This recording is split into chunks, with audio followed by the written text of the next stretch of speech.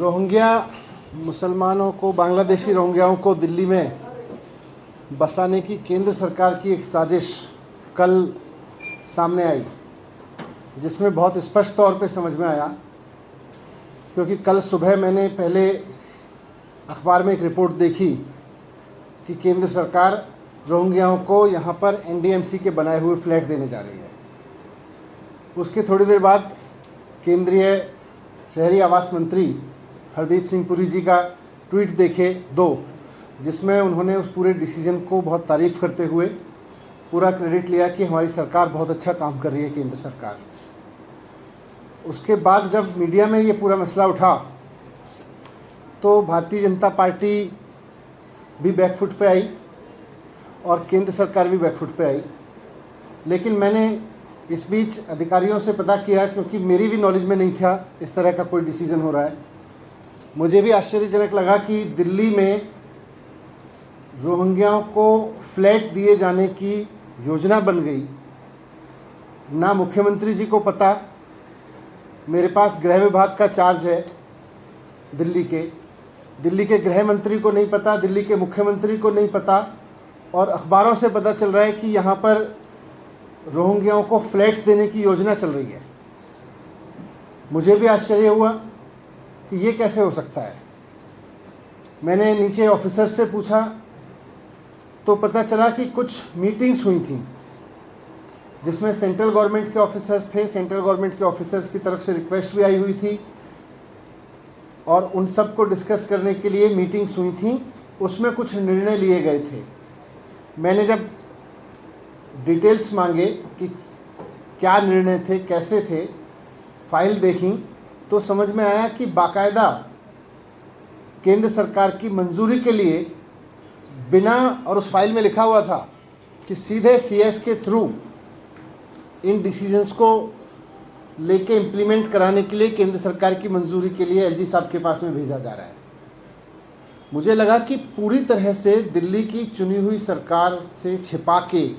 दिल्ली के मुख्यमंत्री से छिपा के, दिल्ली के गृह मंत्री से छिपा के ये साजिश क्यों की जा रही है।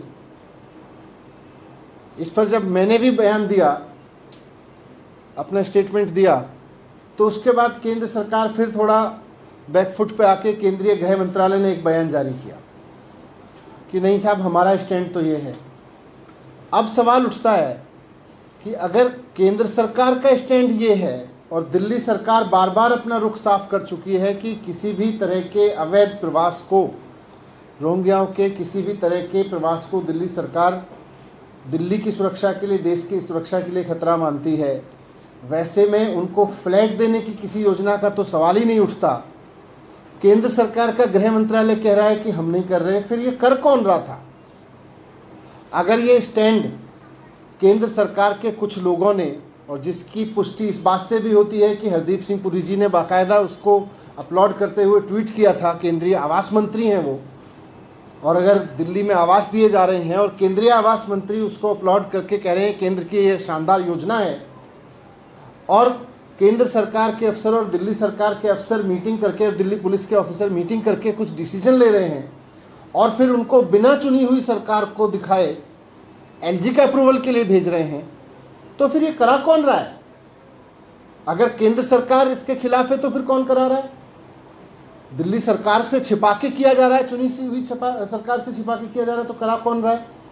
केंद्रीय मंत्री जी इसकी तारीफ कर रहे हैं, तो फिर करा कौन रहा है? केंद्र सरकार के ऑफिसर्स भी मीटिंग्स में डिसीजन ले रहे हैं, तो करा कौन रहा है? तो इसीलिए मैंने गृह मंत्री जी को, केंद्रीय गृह मंत्री जी को चिट्ठी लिखी है अभी, और उसमें मैंने उनसे ये रिक्वेस्ट किया है कि पहली बात तो ये कि आप केंद्र सरकार का स्पष्ट रुख देश के सामने रखें, दिल्ली के सामने रखें, और दूसरा, ये जो साजिश हो रही है या हो रही थी कि दिल्ली की चुनी हुई सरकार से छिपाकर, और अगर केंद्र सरकार भी ऐसा मानती है कि रोहिंग्याओं को नहीं बसाना है, फ्लैट नहीं देने, तो फिर केंद्र सरकार के भी रुख के खिलाफ जाके ये डिसीजंस किसके कहने पे लिए जा रहे थे, कौन ले रहा था, कहाँ से इसके आदेश आ रहे थे, ये सबकी बहुत निष्पक्ष तुरंत जांच होनी चाहिए। और जो भी लोग अगर केंद्र सरकार के रुख के खिलाफ जा रहे थे तो केंद्र सरकार के रुख के खिलाफ, और दिल्ली की सरकार से